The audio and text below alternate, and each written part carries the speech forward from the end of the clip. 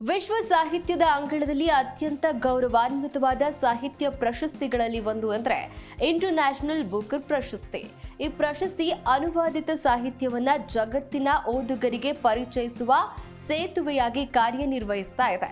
ಸಾಹಿತ್ಯದಲ್ಲಿ ಕೇವಲ ಒಂದು ಭಾಷೆ ಅಥವಾ ಒಂದು ದೇಶದ ಮಿತಿಯೊಳಗೆ ಸೀಮಿತವಾಗದೆ ಅಂತಾರಾಷ್ಟ್ರೀಯ ಮಟ್ಟದಲ್ಲಿ ವಿಶ್ವದ ಉತ್ತಮ ಕೃತಿಗಳನ್ನು ಪ್ರೋತ್ಸಾಹಿಸೋದು, ಗುರುತಿಸೋದು ಮತ್ತು ಓದುಗರಿಗೆ ತಲುಪಿಸೋದು ಈ ಪ್ರಶಸ್ತಿಯ ಮುಖ್ಯ ಉದ್ದೇಶ.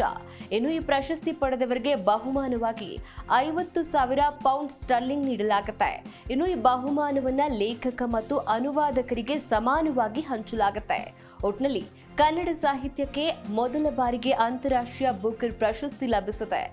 ಎದೆಯ ಹಣತೆ ಕೃತಿಯಲ್ಲಿ ಮನಮುಟ್ಟುವ ಭಾವನೆಗಳ ಬರವಣಿಗೆಯ ಹಿನ್ನೆಲೆಯಲ್ಲಿ ಲೇಖಕಿ ಬಾನು ಮುಷ್ತಾಕ್ ಅವರಿಗೂ ಮತ್ತು ಮೂಲ ಕೃತಿಯ ಅರ್ಥವನ್ನ ಸಮರ್ಪಕವಾಗಿ ಅನುವಾದಿಸಿದ ದೀಪಾ ಬಸ್ತಿ ಅವರಿಗೂ ಅಂತಾರಾಷ್ಟ್ರೀಯ ಬುಕರ್ ಪ್ರಶಸ್ತಿ ಸಮಾನ ಹಂಚಿಕೆಯಾಗಲಿದೆ ಎಂಬುದನ್ನು ನಾವೆಲ್ಲರೂ ತಿಳಿಯಬೇಕಾಗಿದೆ.